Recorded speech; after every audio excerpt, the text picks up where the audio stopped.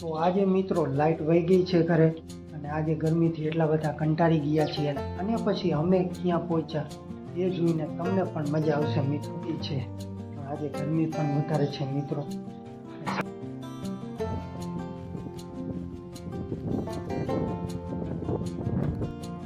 માતાજી મિત્રો, આજના નવા બ્લોગમાં તમારું બધાનું સ્વાગત છે મિત્રો. તો મિત્રો આજે બુધવાર હોવાથી આજે સવારની લાઇટ વહી ગઈ છે. આપણે ચેક કરી લઈએ કે લાઇટ હજી આવી છે કે નથી આવી મિત્રો. આ પંખાની સ્વિચ આપણે ચાલુ કરી, લાઇટ હજી આવી નથી મિત્રો. આજે તો લાઇટ તો વહી છે પણ આજે ગરમી પણ વધારે છે મિત્રો. સમજાતું નથી કે આપણે શું કરી. અને અમારે આજે જવાનું છે, ક્યાં જવાનું છે તે વિડીયો જોતા રહેજો મિત્રો, તમને ખબર પડી જશે.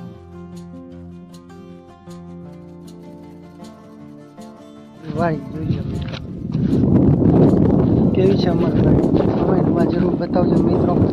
હજી વાવેતર કરવાનું બાકી છે મિત્રો. હવે તૈયારી ચાલુ છે વાવેતર કરવાની મિત્રો. અત્યારે તો વાડીએ એટલે આવી હશે કારણ કે ઘરે તો લાઇટ નહોતી મિત્રો અને ઉપરથી આજે ગરમી પણ વધારે છે. તો અમે વિચાર્યું કે ચાલો ને મિત્રો આજે વાડીએ પણ ચક્કર મારતા આવી. ઘણા ટાઈમ થઈ ગયો આપણે વાડીએ ગયા નથી. તો મિત્રો અમે ફાઇનલી અમારી વાડી આવી ગયા છે મિત્રો. આ છે અમારી વાડી, જોઈએ વાડી. તો મિત્રો વાડીની વાત કરી તો મિત્રો વાડી આ છે જાંબુડાનું ઝાડું મિત્રો. કેવો મસ્તીનો પવન આવે છે અને કેવો મસ્તીનો સાંયડો છે મિત્રો. આ છે લીમડો. હવે આપણે તમને દેખાડી દઈએ મિત્રો કૂવો અમારો ખેતરનો વાડીનો.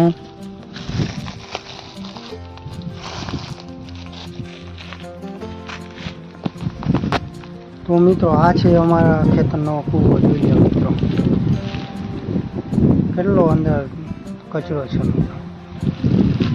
તો મિત્રો આ છે કુંડી જેમાં પાણી ભરવામાં આવે છે જેથી કરીને પાકને પણ આમાં પાણી જાય મિત્રો. મિત્રો બપોરનું વાતાવરણ ખેતરનું કેવું છે મિત્રો. વાડીએ રહેવાની મજા જ અલગ હોય છે. સાચું કહ્યું મિત્રો, વાડીનો નજારો કેવો છે સુંદર.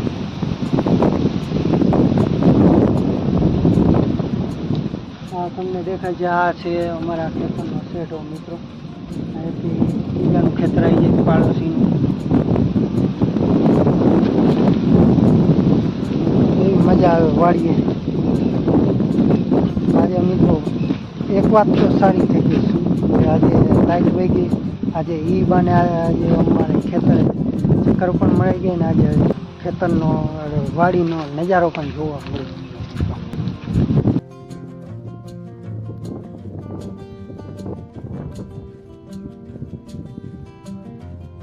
બપોર થઈ ગઈ હતી, હવે ઘરે પાછા જાય. લાઇટ આવી ગઈ છે મિત્રો હવે. તો આ હતો અમારો આજનો.